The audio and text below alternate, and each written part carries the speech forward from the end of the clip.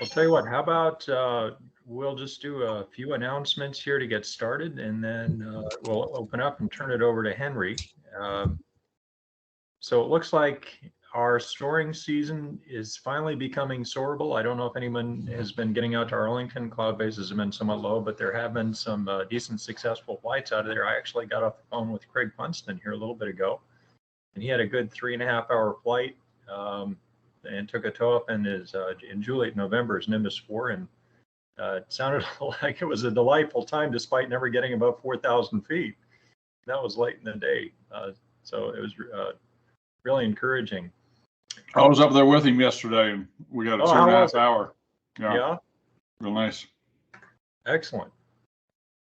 Well, just very briefly, I'm going to give a quick rundown of what events we have coming up and things that to be looking forward to. Frank Scarabino has been beating the bushes hard to try and get tow pilots for Ephrata. So we are populating the weekends with tow pilots, which is a great thing.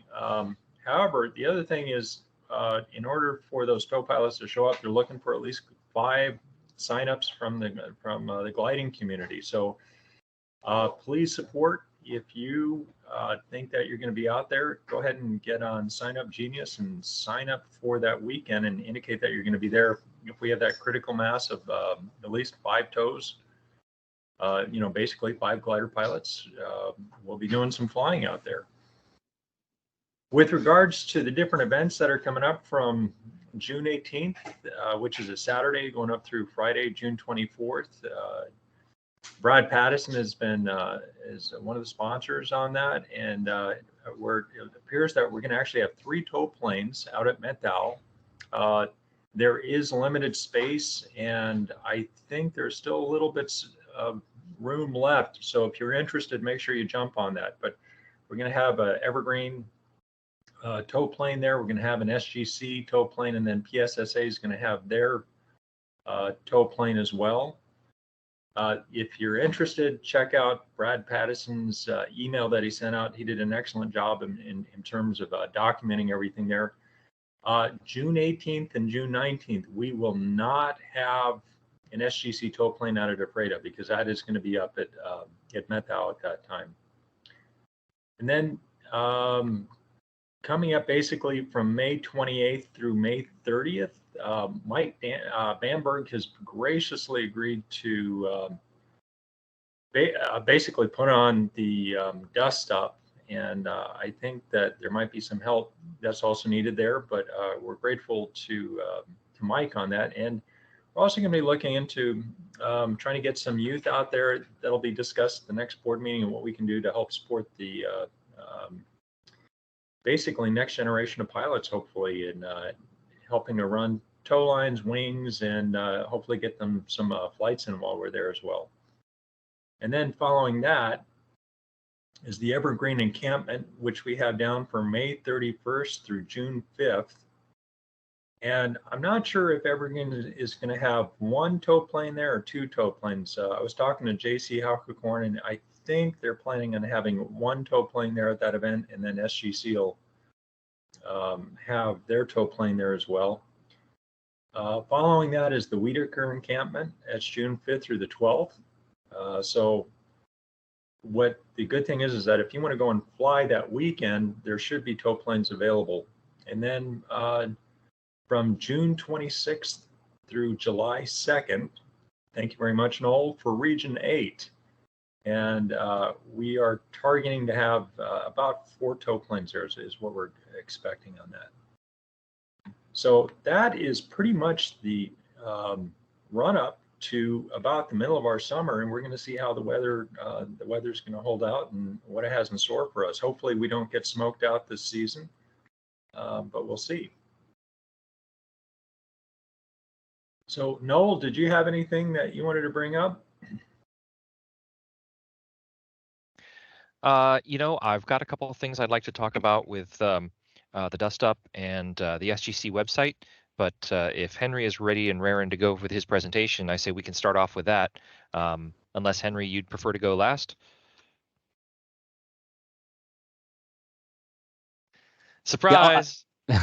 I'm easy either way. If you got a few things you want to get out of the way, may as well get them out of the way first, maybe. Yeah. Okay, sure. Let me share my screen here, and I'm just going to go over a couple things. I don't know if we have anybody on the line here because we've got so many folks. I haven't seen all the names, but in case there's anybody that's never been to Ephrata before, or you've never been to an event or an encampment like the Dust Up before, I just want to show you a few resources and talk through just a couple of things really quick. This meeting is being recorded, so you can always watch afterwards. We'll post a link once we post it on YouTube and make it available for everybody to rewatch. So I'm going to blitz through this, but you'll be able to look back at what I'm talking about, as well as all the awesome information Henry's going to give you in the future here. So hopefully you are all seeing my screen. First things just to keep in mind is, and I'm going to turn off my camera here so my ugly mug is not a distraction.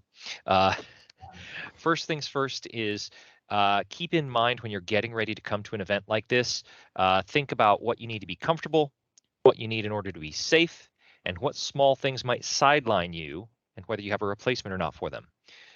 For anyone that hasn't traveled with your aircraft or your club's aircraft lately, the aircraft itself might be in great flying shape and you guys might be enjoying spring soaring already. But if the trailer hasn't moved recently, or if you haven't been on the road with stuff with your vehicle or your trailer, think about checking tires, brakes. Is your spare tire inflated? Remember that the tires age out, they don't just wear out. I have somewhat sheepishly blown 2 tires on the freeway over the years with my glider trailers because of not changing them often enough. And I can tell you that changing a trailer tire on the side of the highway is not a fun thing to do. So don't be me. Check that stuff before you come on out. Make sure it's a nice, low stress, enjoyable time for you there. Speaking of which, there are a bunch of different resources online that you all can look at ahead of the Dust Up to help give you a leg up, especially if you're new to the SGC or the Ephrata operations. If you come to the SGC website, seattleglidercouncil.org, under the information area, you can click on Ephrata, and we've got links to airport glider regulations, ramp operations. Linda put together a wonderful guide to a bunch of the local airfields. It hasn't been updated for this year, so do be cautious going into fields that you haven't landed at in a couple years. But it's all good stuff. I highly recommend checking it out. For those that haven't been to Ephrata, this is just a brief orientation slide to show you. You come in the main road from town. The SGC clubhouse is just a little jog left, right. Park the glider trailers out here in front of these concrete pads, and then the glider tie downs are along the areas you see there. We grid next to the glider runway and take off here. There'll be much more of that when you get to the site, but sometimes seeing this just helps get people oriented. One of the things that's on the SGC website that you should try to read ahead of time is the Ephrata safety briefing information. It's tiny text, but it's good stuff to have in your back pocket in terms of frequencies, the general way we do tows and releases, off-field landings, what to look for. It's good stuff. And again, that can be found here on the website. A quick little side tangent, not necessarily related to the Dust Up, but I just noticed Jim was talking about staffing up with tow pilots. The Sign Up Genius link here on our website is not working at the moment. After this meeting, I will work with Jim and the SGC board to get this fixed. But we will have this working again very soon. And if you think you can make it out to Ephrata anytime in the next few weeks, please put your name down on Sign Up Genius so that the tow pilots know you're coming and so that they come out to give you a tow. Jumping back to more of the Dust Up information, I have 2 videos that are on YouTube that you all might find interesting if you are new to Ephrata or if you've never flown at an event like the Dust Up. The first is called Ephrata Grid Launch and Landing Procedures. It goes over how we fly the contest launches and landings, but we use much the same procedure for the dust up because we have so many gliders out there. So if you come to YouTube and you look for the channel SGC Soaring Foundation, you will find these videos. Go to YouTube and search for SGC Soaring Foundation. There's another video for dust up participants that you guys might find useful, and that is an intro to the proving grounds at Ephrata. The proving grounds are a series of short cross-country tasks that are specifically designed to help you get comfortable with flying cross-country. The first one is very, very short. You barely get out of gliding range of Ephrata, and on a good day out at Ephrata, you'll be in gliding range the whole time. The second one's a little longer and pushes you to step out a little further and experience what we call the plateau, our main sort of backyard soaring area. And then the third one takes you on the equivalent of a nice, good-sized silver badge type task and gives you a tour of the coulees and the plateau in the local area. I shouldn't say the local area, the main cross-country soaring area you'll spend a lot of time in. We do have scoreboards, quote unquote, for these in the Ephrata clubhouse. So if you come out to the dust up, you can try the proving grounds tasks and write down your time or your speed or whatever and put it on the whiteboard there and show everybody that you've completed the proving grounds tasks. It's a good way to track your progress and to stair step your way up into more and more cross-country soaring. And that is all I had. Any questions about any of that stuff I've just blitzed through?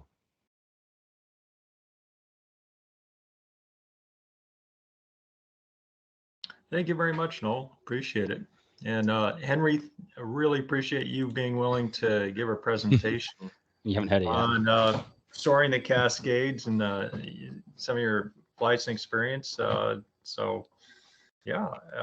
And also, I want to say kudos to everybody. You know, this is the first time we've done an actual meeting on Microsoft 365 where I think, I know the last meeting was on this, but it is a new trick to learn. And unfortunately, Zoom was not really a great option for us this time around.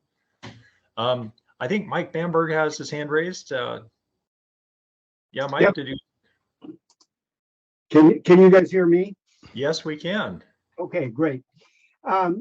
Just in reference to a couple of things that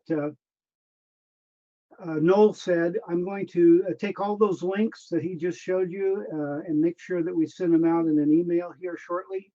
And that way you'll have them besides in the recording here, and you'll have them so you can easily click on them.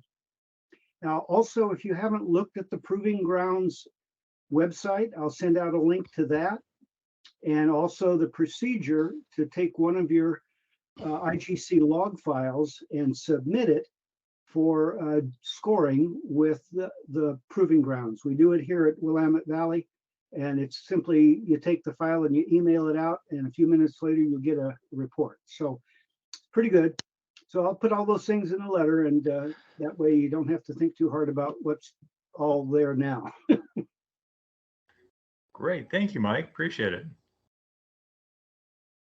Okay, does anybody else have anything they want to bring up before we have Henry give his presentation? Okay, well, take it away, Henry. Thanks. Okay, can you hear me okay? Is Yes. my mic, is that working? Loud and Yep. clear. Okay, great. So let me see. I've put together a very quick briefing. I don't know how to share my screen on this. Is that possible? Yeah, either in the bottom center or in the upper right, there should be a square with a little up arrow in it that says share. Okay. Should be next to the camera and mic controls. Share, got it, yeah.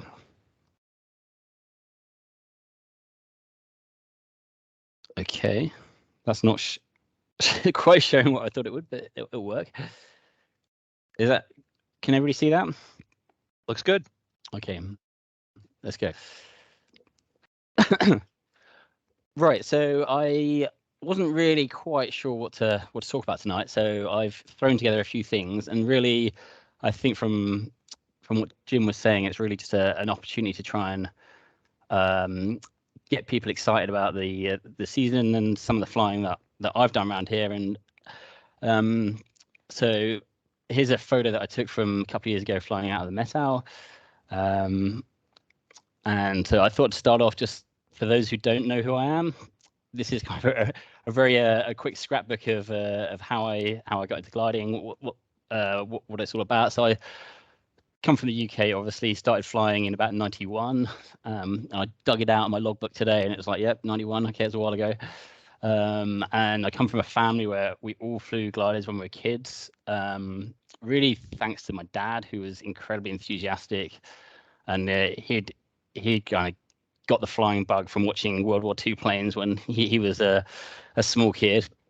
But he actually didn't do any flying because he was colorblind. And it wasn't until my brother was born that he decided that he'd go and build himself a hang glider in the local village hall. And so the first week of my brother's life involved him running down the local hill trying to get airborne and ending in the gorse bush at the bottom of the hill. At which point my mum was like, "This is ridiculous," and took him to the local gliding club and discovered that color blindness was not an issue. And off he went and got going gliding. So it ended up with like his enthusiasm just got myself and my 3 brothers absolutely addicted to flying gliders from a pretty young age. And so from the age of, I don't know, 17 when I started flying, that was basically a huge focus on what we're doing. So you know, for 10, 15 years, I was pretty heavily flying contests all around Europe. And then as my competition bug kind of petered out, that's when I kind of moved out to the US. And so now I'm here flying in the Pacific Northwest. So these photos this is kind of a bit of a smorgasbord that I just threw together, but it's me flying around the Matterhorn on the right here with my brother in his LS4. I was in the LS8 below. This is like me when I was 22 flying at my first nationals. And the top photo here, this is kind of flying out in Turkey, which is where they had the first World Air Games in the PW5, which was a kind of a cool experience. Okay, so the goal of the talk, and I realize I haven't got probably as much time as I think, so shut me up if you need to. But really, I just wanted to talk today about what we can do in the Pacific Northwest. What are the great parts of flying here, and kind of get people excited about flying in the mountains. I know over in Ephrata there's not, you know, it takes a bit of a trek to get to the mountains, but it's still. And to do that, I've got 2 flights that I'm just going to go and run through, and we'll see how it pans out. So one was one I did out of Arlington back in 2017, and then a pretty big flight I did a couple of years ago out of Twist. We'll see how time goes. I'm slightly nervous about the time. Okay, so flying in the mountains from Arlington. One of the things I love about flying around here is getting into the mountains. It's not always possible, but when it is possible, it's great. It's definitely not as hard as it can look. It can appear a bit intimidating, but and so I just wanted to kind of find a way of leading you guys through a flight that I've done in the mountains and show how we can fly safely and with kind of some excitement in this area. So I've got a now this may not go as well. We'll see how this pans out, but to set the scene, this is the day of the flight out of Arlington. It was May 2017, and I'd arrived at the airfield pretty late. I can't remember quite what happened. A few other people had gone off, and we had this kind of high cirrus rolling in, and you can see this is from a GoPro on the tail of my glider, and you can see there's a couple of queues forming on the mountains to the north, but over the airfield it's basically unsoarable. And this is where the power of high tows really comes into its own. So just to think about the area that this flight took place in. So it started off in Arlington, and then it was really, I could see there was cumulus around Three Fingers, Darrington area. There's some cumulus over Higgins, and I knew that some gliders had gone a bit further deep over White Chuck and Glacier Peak. So I kind of knew it was soarable there. And when we fly in these areas, one of the things I kind of think about is, what's my safety point? And so there's a few kind of, this flight had probably 3 critical decisions that enabled me to have a really interesting flight in the hills and still feel pretty confident in how safe I was approaching it. So I just want you to kind of be aware that flying out of Arlington, when I first flew in the mountains in the Alps, people used to always talk about, they'd give me a book of landing sites and say you need to have this book and study all the fields where you can land. Whereas when you fly out of, and it was it was kind of terrifying. You turn up and you'd think, oh my God, I need to know all these builds. And when you actually start flying in the mountains in the Alps, it turns out there's actually a ton of places to land, and most of the time you really don't have too much concerns, because you can always land in a field at the bottom of the valley. There are just 1 or 2 valleys that you need to know, and that's when this book comes out. Now, when I started flying in this area, it's actually much more like I feared the Alps would be. So here, there really is, up all these valleys, there is simply nowhere to land. So the only way you can safely approach it is by having plenty of altitude and keeping a real clear idea of where you're going to land and what your target land points are. So obviously when you're on the east, the west side, you've got Arlington, and there's a few other airstrips, so you always need to have height to glide out to these areas. And once you go deep into the mountains, then Darrington really is this absolutely key airfield. And when I'm flying, that's always in my computer to know what my safety altitude is to Darrington. And if you're not confident you can reach it, you shouldn't be going there. Okay, so how's this going to work? So I'm now going to attempt to replay this flight using CU and with some of the time-lapse footage that I took at the same time. So this could be a technical disaster. So let's see how it goes. So can everybody see this? Yeah, Took a minute, but now it's showing up. Yeah. Yep. Okay. So I'm kind of concerned about this, but we'll see. Okay. So this was the day, and you can see taking off out of Arlington and heading for the hills. And so on this day, if you can see, I don't know how well the video is going to work over Zoom, so I'm hoping it's watchable. It's working great for me. Yeah. Okay, great. Good to know.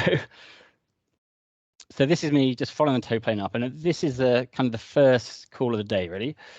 Once you could see over the mountains, you could see cumulus kind of developing up over Whitehorse, over that area. And I knew, I think a couple of gliders had gone off over Higgins, and I knew they were flying over there as well. So it was whether to head towards Higgins, which is this like cloud on the left. So on this screen, it's these mountains here, or whether to head straight up in. And I in the end, I elected to follow these cues that looked like they were starting to form a bit bigger. So, and they just looked a bit meatier. So I elected to head out towards Mount Ditney, I think it's called, which is basically up towards Whitehorse Mountain. So you can see there's a follow the tow plane out. At this stage, not like you can do, just follow the tow plane out.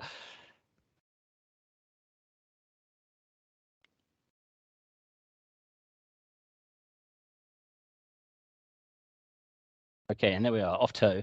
So for those that don't know the area, Whitehorse Mountain is this kind of mountain on the nose here, which is this mountain here, and this is a great place where even though there's this high band of cloud, you can see plenty of sunshine bashing onto these rock faces, and so that's a really key moment. And this is where one of the key things when you're flying in the mountains. At the moment, we're on an easy glide back to Arlington, but quite soon we get to the point where getting back to Arlington starts getting more marginal, and Darrington, which is just round at the end of the valley there suddenly becomes a much easier option. So, one thing I really think about is just really committing to Darrington being your next safety point early.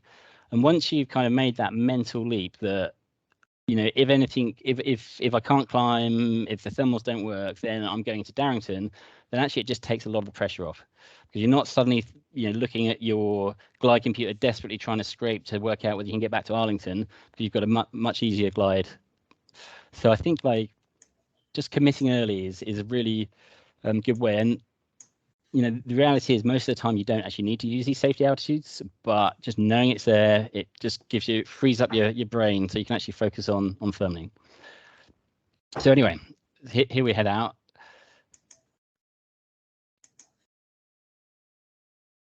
And there's the first thermal climbing up.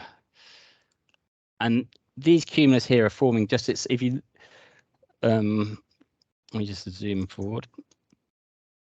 So it's all these faces that are baking, facing southwest, facing the sunshine. So that was kind of the first target place to go. And sure enough, I was able to climb up under these cues.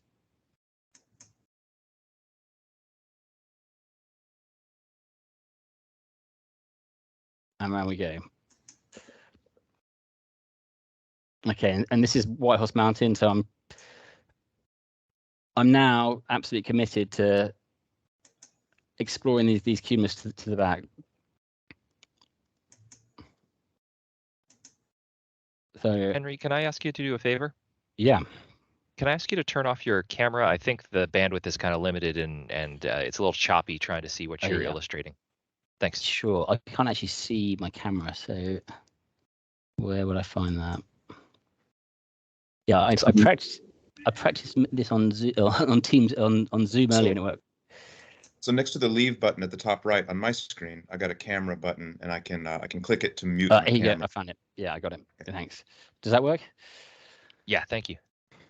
Yeah. So here we go.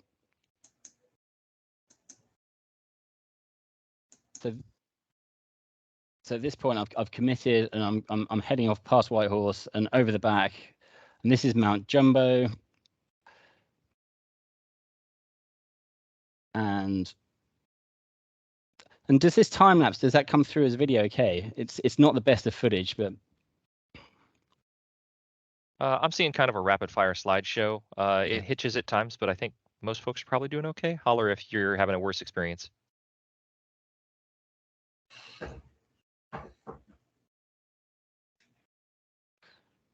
Okay, so this is then the kind of key part of this flight was staying up with the cumulus. And then there's one key area that happens around now where I'm just going to go and see if I can find. So we're running up the valley, and I've got these few cumulus popping in the distance. And so at this stage now, I'm Arlington and White Horse behind me, and I'm looking hard to find an opportunity, because of finding a way to get up to the high ground is kind of one of the fun points. But if you look on the overall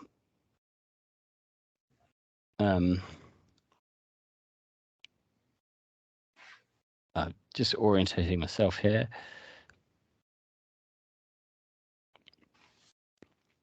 Okay, yeah. So we've gone past White Horse.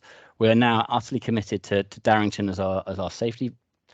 We're thinking really hard about how to find a climb on all this cloud. Now, at this stage, I'd heard Heinz was flying up near Glacier Peak, and Glacier Peak is always at this stage a mountain that I really wanted to go and have a good look at, because I've not been up there. And so figuring out how to contact with the mountains up towards Glacier was the key point of this flight. And so in order to Henry, can you show where Darrington is on the map on the left? Yeah, so Darrington's just down here. Could you see us here? Can you see my mouse okay? Is that working? Yeah, thank you. Okay. Yeah, so Darrington's the town here, and the airfield is just at the edge of the at the edge of the I've forgotten the name of this mountain, but this is a you can't actually see the airfield. It's just where my mouse is there. So you're always at this stage. It's about 15-20 kilometers from here, and we're up at 4,000 or 5,000 feet. So we've got plenty of altitude. But the problem with it is once you get lower in the mountains, you can't actually see your route. So like where I'm flying in the glider here, I know it's off to the left, but you can't see it. Now, if cloud base is much higher, I can then run to the hills on the right-hand side here where the sun and the wind is all pushing, and you can see these cumulus are all forming from that kind of sun pushing on these faces here. However, the problem with that is that the escape route is then back down this valley, Green Valley, and that runs all the way back down to Arlington, and you end up with not too many options. And because I'm committing to Darrington as my safety, I then ended up deciding to keep to the left of the clouds. And unfortunately, as you'll see here, on the left-hand side of the hills, you're actually in the wrong place. And not being on the upwind on the inter-sun face, the clouds don't work. So at this point, you're having to look for other areas of kind of lift whilst heading back towards Darrington. And for those who've flown up here a lot, there's this mountain here is called Mount Pugh, which has got this lovely long face, which faces perfectly southwest, and it's a pretty high mountain. It's about 7,000 feet at the peak, and it absolutely, on this day, I could see it baking in the sunshine. So having not had much fun on these scruffy queues, then the only option is to head for this big face. So you can see Mount Pugh absolutely baking in the sunshine. Darrington is now down this escape route to the left. So although the picture out the window at this stage feels a bit more intimidating because you're well below the hilltops, you're going to arrive at Mount Pugh not that high, but I've still got 2,000 or 3,000 feet above glide to get to Darrington. So I'm feeling actually quite confident. And when you've got these cumulus forming above the peak of the mountain and the sun absolutely roasting onto it, you know, you're feeling reasonably confident. So we'll head for it and see what happens. So at this stage, you're starting to feel a bit nervous. Is it going to work? Let's see.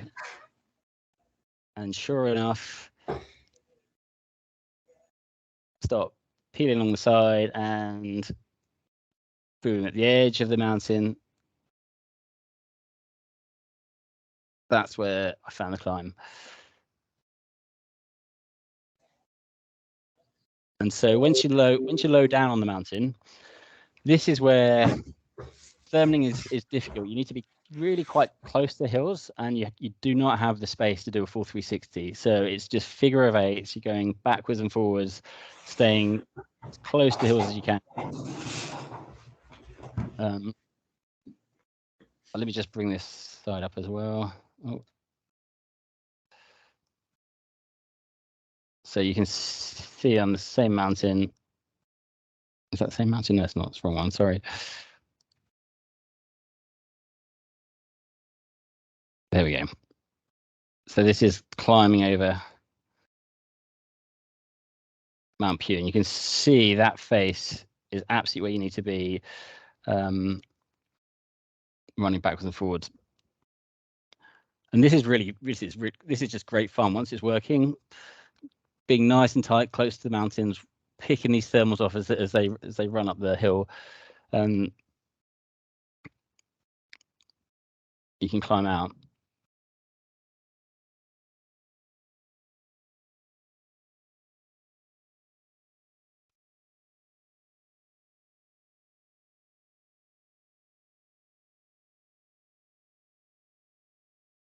So once up at cloud base, then you've got the option, where can we go next? And so everybody who flies in these areas obviously sees the volcanoes, and you can't resist heading towards Glacier Peak.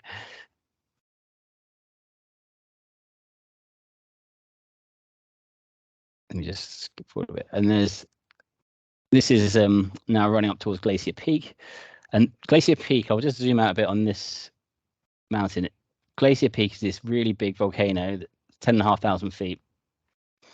And again, we're looking here to the pretty much to the west. So this is the south face, and so this face is what tends to really capture the sun. And then as you run up, you've got these two valleys that run up towards Glacier Peak, and they both can kick off really good climbs on either side of this. And on this day, if you look at the photo, you can see I was really looking at this cumulus that was just forming on the top on the sunny side of the mountain, and then trying to see if there's some cumulus that I can link together to join up and find a route in. And so it's really running along these peaks and just trying to link the cumulus clouds together. So we'll see how it pans out.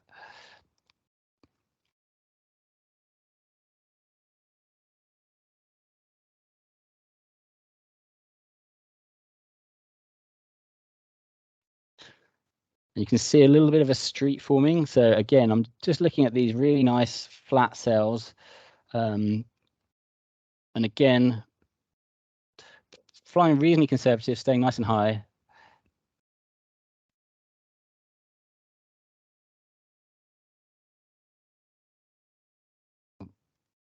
Sorry,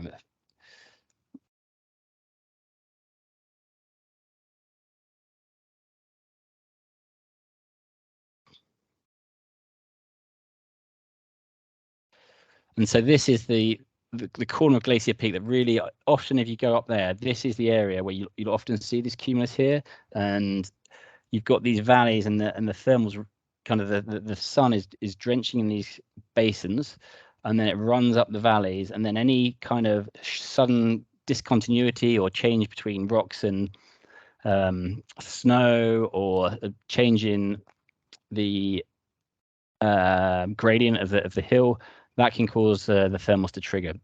So you'll often find climbs all the way along this edge, and so this is the place you need to be. Henry, Ron here. Can I add something real quick? Yeah, go for it, Ron. Yeah. In this area right here, be aware that that's a low-level training route for the F-18s, and especially on the weekdays. I've been jumped by F-18s, and they come over the saddle of Glacier right there, upside down, as they roll over on their back and come over the hill. And yeah, it's pretty exciting to see those guys right there coming right at you. So anyway, watch out for those guys. Yeah, I've not seen them, but it doesn't mean they weren't there when I was there. Okay, let's see what happens on this day anyway. So you can see these nice cumulus forming. Life is starting to feel a bit more comfortable.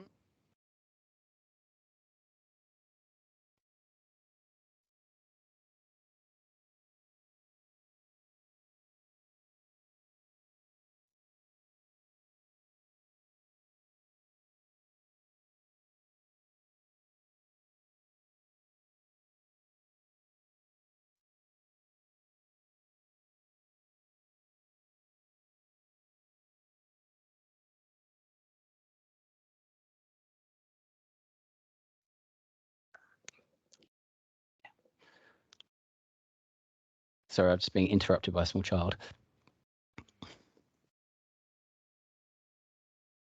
Okay, so you can see here on the left, there's Glacier, and this was the first time I'd actually been up to Glacier, so I was kind of really keen to have a good look at it. And the cloud was, it was just sitting on the top about, I don't know, 9,500 feet. So I'll just zoom forward a bit because we don't really want to watch our thing. There we go. And so there's Glacier Peak right up there, and This is the fun bit.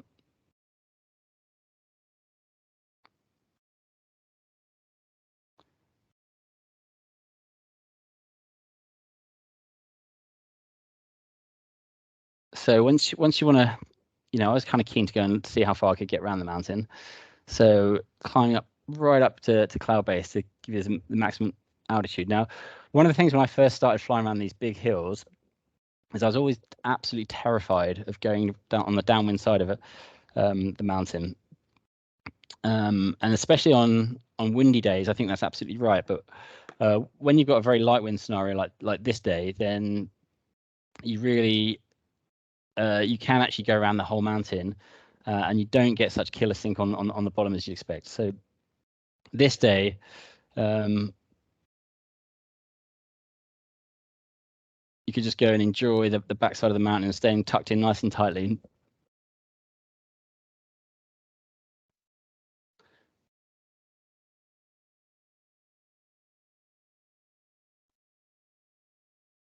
And there's the view around the backside of the mountain. And again, at this point, you kind of have to keep your wits about you just to make sure you've always got an option either to go back the way you came, or you've got enough altitude to get round to get back down, because the only really option that from this area is to get back to Darrington. So again, you're making sure you've got a good 2,000-3,000 feet above your glide to get back to Darrington.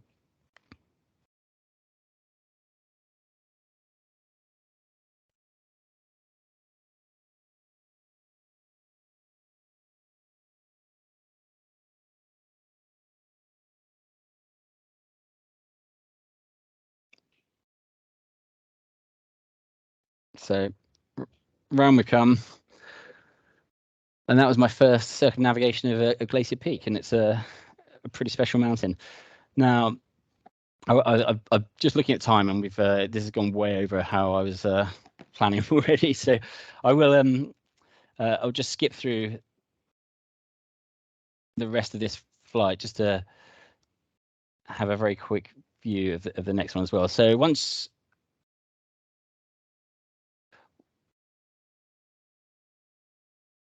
we're around Glacier Peak, the rest of this day was really just about getting back. Now, Glacier Peak at 9,000 feet, you're pretty much on glide. And in my glider, it's about 90 kilometers, so 9,000 feet will just about get you home. However, I messed around and ended up getting a bit, losing a fair bit of altitude, so still needed one last climb to come over. And this is where you do need to be careful, because of late in the day.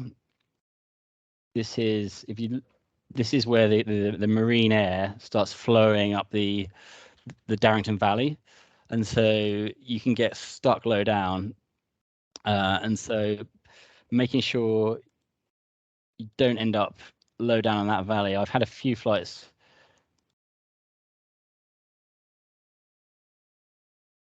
getting stuck into this area.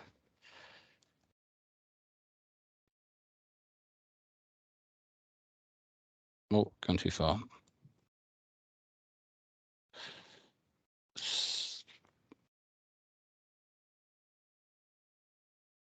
Hold on, I've lost my sense of. That's better. And so, looking out the window of this one, you can see there's still a lot of activity over Jumbo Mountain, which is a favorite that Ron taught me about. And so just making sure enough height to climb up over Jumbo, and then just about enough height to squeeze over White Horse. And once you're through White Horse, you're back on glide home.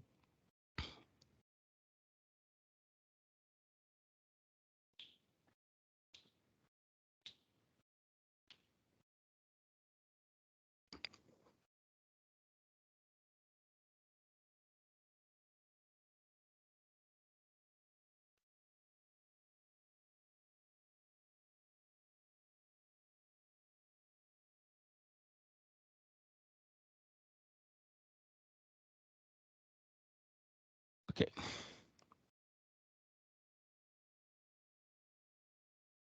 Okay. So I'll leave it there. So that was like on a day that had a pretty unpromising start with not a huge amount of sunshine. You can still go and get into the mountains, and even though Arlington was pretty much unsoarable that day, by the time I took off, you can still have a really fun trip around the mountains. Okay.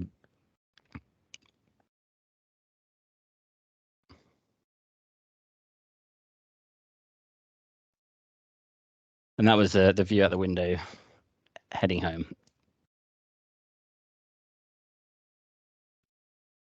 Right, so the second flight, now I've looked at, my time is actually pretty much basically up now. So I will really be very fast. Just to talk about this flight that I did in June a couple of years ago, which was one of the biggest flights I've done.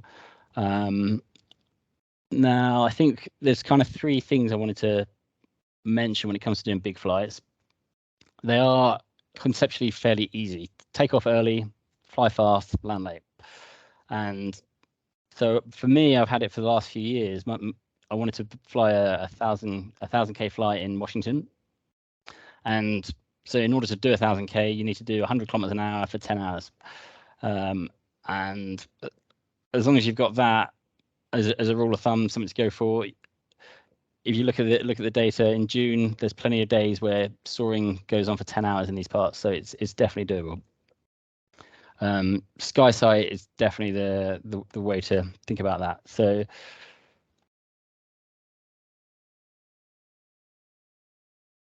right. So the key thing with doing big flights is actually being prepared, making sure you've got all your stuff together, and actually just having the confidence to go for it. Most big flights are missed because of you're on the ground for a couple of hours while it's soarable. Now, out of Twist, where I was flying on this day, it is one of the, I think it's going to be the place where people do the longest flights in the state, because you've got mountains that face all directions and it just starts very early. So this day I launched by 10:30. I was at 10,000 feet. I'm running towards Canada, which is, you know, with cumulus like that in front of you, it's a pretty tasty light. Now I'm just going to flip through these very quickly because I've basically run out of time. But that was kind of my view for the first leg. So I ran up to the Canadian border, turned around, came straight back down the same mountains, and then there's a bit of a crossing that you need to do at this point to cross the Metal Valley towards the Sawtooth, and this is where things did fall apart for me a bit. And I've subsequently been to this exact same spot and found that had I gone an extra half a kilometer around the rock face there, it works pretty well.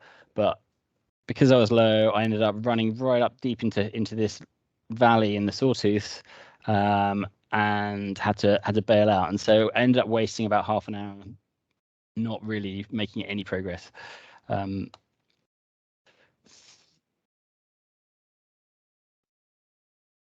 Oh, sorry about this.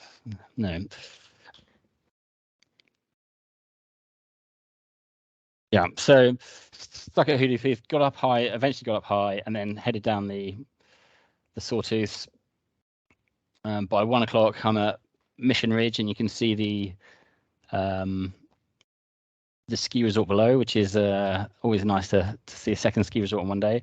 And this day was, you know, even by 1 o'clock, it was good. And the interesting thing is, at this point, I could just start hearing the gliders at Ephrata starting to launch. And I was thinking, wow, I've done 300 Ks, and you know the guys at Ephrata haven't even taken off. And I think it, you know, for you guys flying at Ephrata, just think about how you can maximize your day, and if you can get up a bit earlier, you know, absolutely go for it.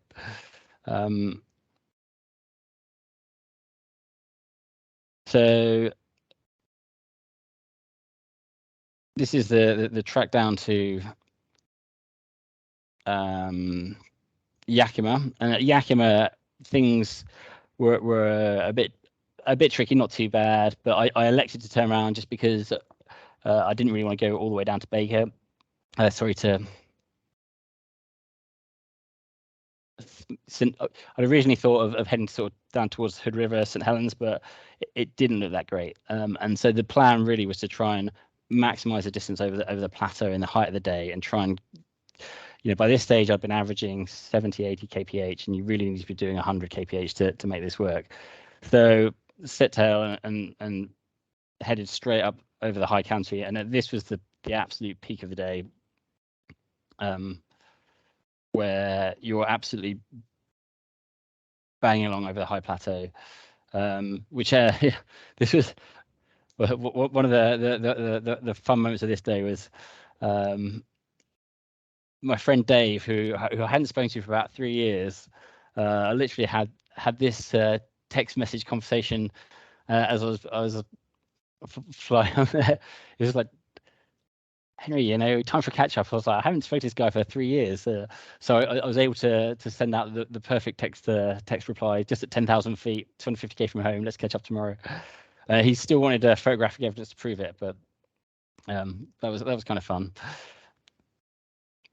We then at this stage the weather was so good I didn't get any photos. So the rest of the day really was just these long days. You just got to keep at it. And this day the clouds by the north turning point here, they were just starting to overdevelop, and you could see the snow coming out of the edges, and the snow and the rain. These are the times where you really kind of not sure how far to push your luck. The further you go, and if it kind of explodes, and the clouds open up, you suddenly run out of spots. So I pushed as far as I dared until I started seeing pretty heavy snow, and at which point that was kind of the point to turn around. And then heading back towards the plateau, you can see the rain, the overdevelopment coming out. And unfortunately, what really stopped being able to do 1,000k this day, well, I think it probably would have been possible had you been a better pilot, but what stopped it for me was the clouds started getting a long way away. So at this point, it became a much more conservative flight, and that was kind of the view out the window as you're heading back over the plateau, just long flat areas. And at this point, I think I got down to 1,500 feet or something before finally climbing up and then using the kind of end of the day to run back up into the Messau. And finally, 8:32, 6,000 foot, final glide to Twisp. And that was a joyous day. So that's pretty much. I've gone way over time, so sorry about that. But I just thought I'd wrap up with a pitch for the Messau this year. I know Brad said there's still a few spots left, so if anybody else wants to come and experience the mountains, I'll be out there with the DG, and it'll be great to have as many of you along as long as we can get. So that's pretty much kind of all I've got to say. Thanks for listening to me drone on. If you've got any questions, I guess now's a good time. Henry, that was fantastic. Thank you so much for sharing both of those flights with us. I was curious on your last flight there. Do you have an idea of how much time you spent thermaling versus cruising in between? Percentage-wise? I don't know, but I can have a quick look. I think that you get some stats on CU. No, maybe you don't. Oh, here you go. Here we go. No, I don't know actually. 33% circling, 67% straight and level. Hey Henry, this is Brad. I remember when we were in Mackey last summer or summer before last, and Mike Newgard kept coming up with these tremendous speeds for his flight. And I asked him, I said, God, how do you do that? I mean, and he said, the key is don't circle. He said, anytime you're circling, you're standing still. It makes very obvious sense. But the last couple of flights, I've really tried to limit my circling. And, if I'm on a cruising straight leg and I get a little lift, I'll slow down. And then when there's a sink, I'll speed up. And that was kind of what Mike was really emphasizing. If you want to get speed, just circling absolutely kills you. And I think when you're starting out, certainly for me, I get a little bump up and man, I'd start circling. And every little tiny thermal, I'd be circling. And that just basically wipes out your speed. Yeah, I mean, I think that's right. I think on this, it's interesting. When I used to do a lot of contest flying, then you can get into a groove where you really, when you do climb, you tend to do very big climbs. So you're not circling and you're bouncing and you're bouncing and you're bouncing, and you're prepared to push much lower, and you're really only looking for those really, really big climbs. Now, I'm not flying like racing so much. Yeah, I've gone back to taking more climbs, and it does affect your cruising speed. There's no doubt. It's a trade-off, isn't it? So if you push too hard, then suddenly you get low. You either end up taking a very weak climb, or if you land out, that's obviously even slower. So yeah, I think the kind of the speed versus risk curve is a kind of real knife edge. So as you increase your risk and push harder and circle less, your speeds go up and up and up until suddenly you fall off a cliff where you get low and end up very slow. So the really good guys are able to know when to push hard. When they look ahead and they see those really good cumulus and the really good streets, and then they can really push. And where the flights are often really won is being able to spot the good conditions and push hard to it, and conversely looking like 50, 100k ahead and realizing there's going to be a tough patch, slow down and take those climbs early. And I think that's where the speed's really won. I mean, yeah. Yeah, it seems like in the Cascades up around the Meadow Valley area, if you get down low, then you get out of that lift band, and then you're just struggling. I don't know. If you watch Ron fly, he seems to get down low on the Cascades pretty often and plucks good climbs. I think you can be low in the right places, but what you don't want to do is low in the wrong places is the key. And I haven't worked out the Cascades yet. I think Ron's got a really good route map of where to go. Whereas I still am learning the routes basically. So for Meadow at this point, we have 28 pilots signed up, and I think 18 or 20 gliders at this point.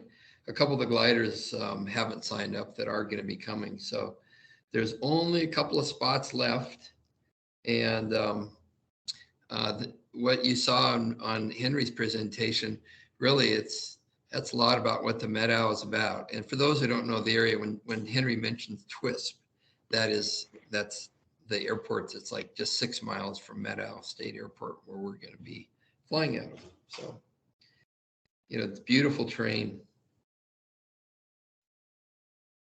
Yeah, and the great thing about the Meadow is there's good terrain, there's very long soaring days, so you don't have to all launch at the same time, because there's plenty for everyone. If it's windy, the last few years we've found a lot of days where there is wave, and we learned, like, I think me and Brad, we had a really interesting flight up last year where we're up near the Canadian border, up at 14,000 feet in the wave, and that does open up more and more possibilities. And so that time of year, I mean, gliding's always fickle. You never know what the weather's going to be like, but it's a good part of the world for giving you options. And the nice thing is that the Meadow Valley itself, which is right in the middle of the mountains there, is actually got quite a few landing spots, and it kind of all runs downhill towards TWISP and Meadow Airfield. So you've got plenty of places you can be and still feel pretty confident that you're not going to put yourself in an outlanding situation. Yeah, you can pretty much keep one of the airfields in sight just about all the time if you're going to fly conservatively. Right. Right. I haven't really got anything else to add. Has anybody got any questions or?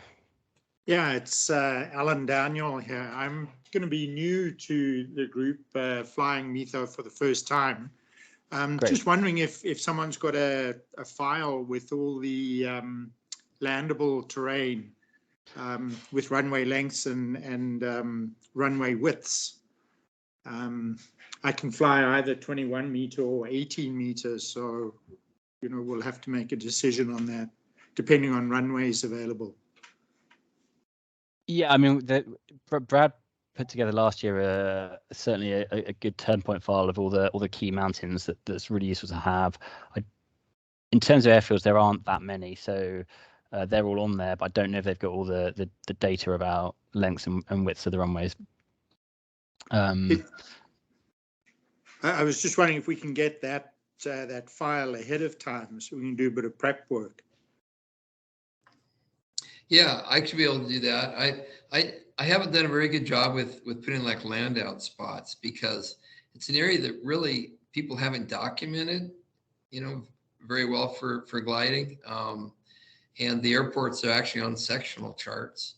And other than that, it's just kind of looking for spots. And there are a couple of spots along the Meadow River and over by Okanagan, but that are, farmers' fields and things like that. But, I don't even really know where they are.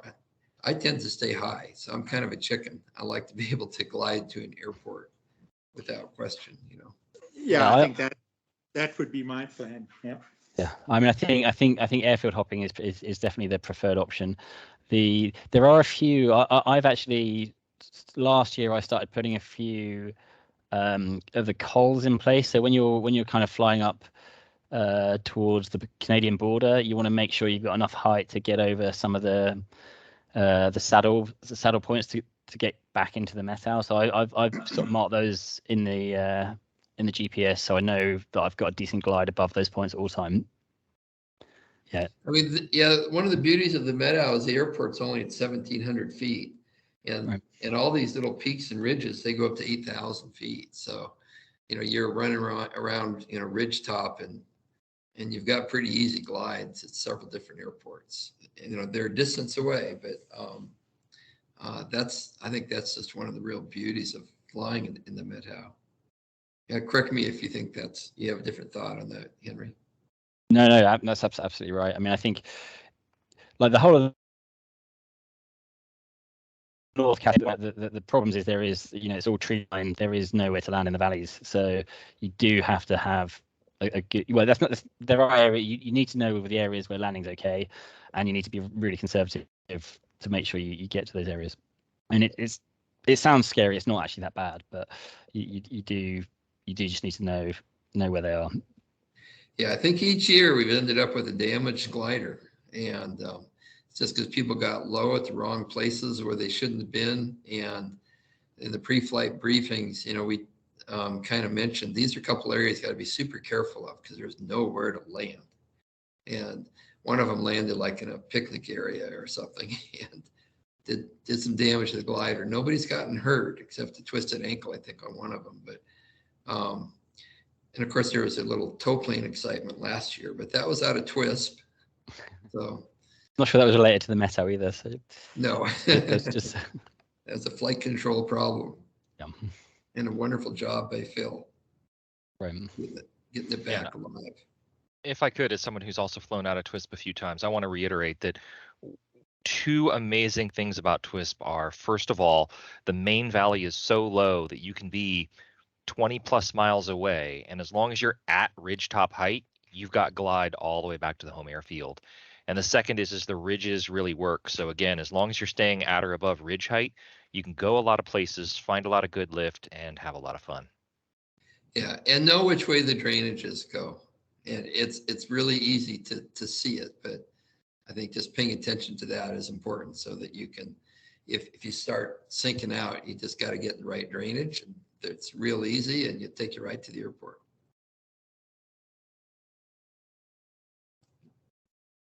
Yeah, it's also a, you know, it's a good family friendly place. So if you've got other people coming along, there's plenty to do in the valley. So Absolutely, yeah. Thanks, Henry. okay, That's great. Yeah, thanks, Henry. Really appreciate the presentation. Very nicely done.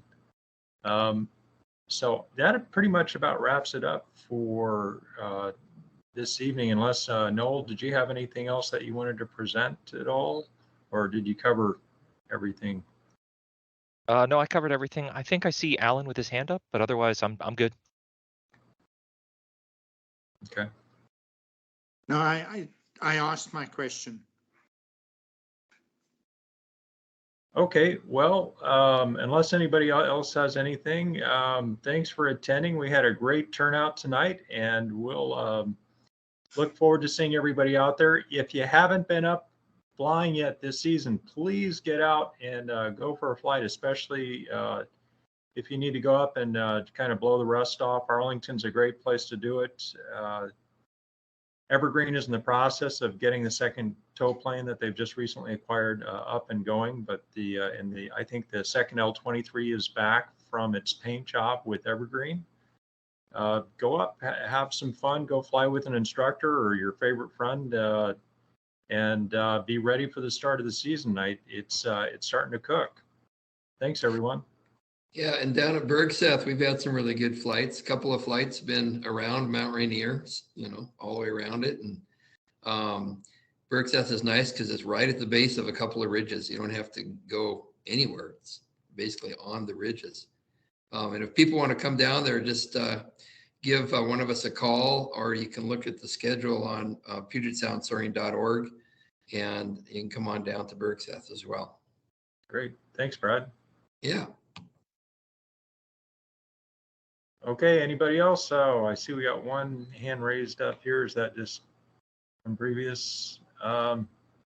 Jonathan Hart, question? Yeah, so I was wondering about Ephrata for the OLC week. If there's going to be a CFIG up there.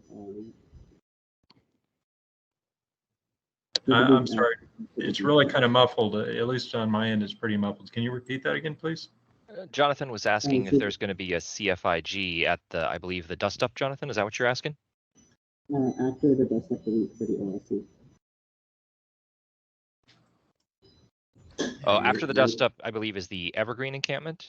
And so the question would be whether there's going to be a CFIG during the Evergreen encampment. Does anybody know?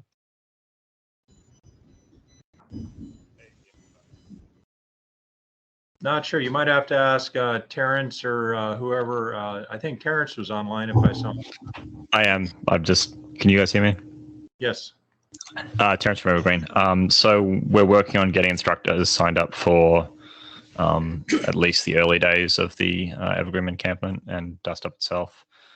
In particular for Evergreen members, if you're flying club ships, then you'll need to get a field checkout. So we'll endeavor to have some available for both days.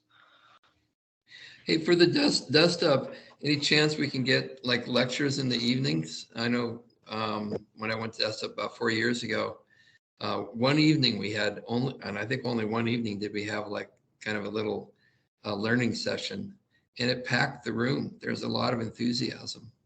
That would be really a good thing if we can get 3 or 4 instructors to do maybe, or experienced pilots to take on different topics.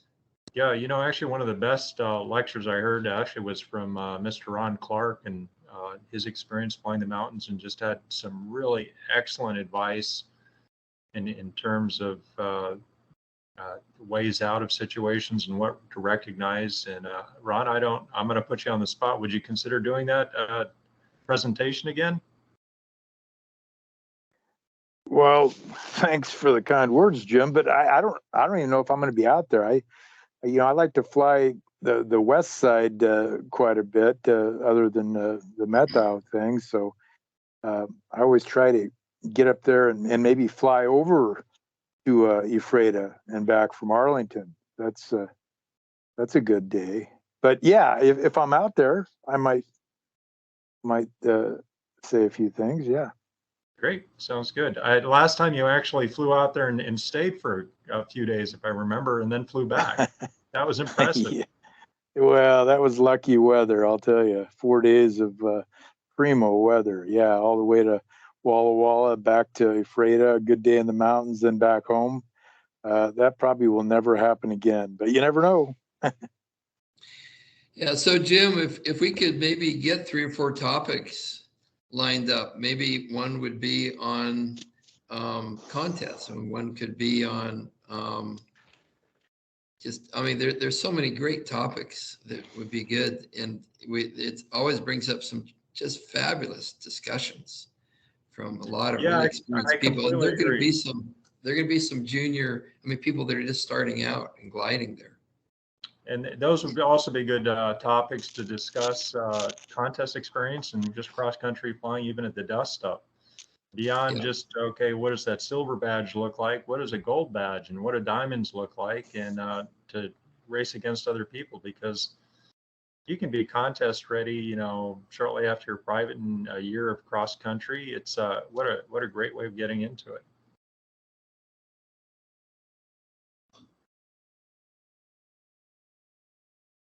Well, I don't have anything else unless anybody wants to bring anything else up. We'll look at trying to get some speakers for some of the events.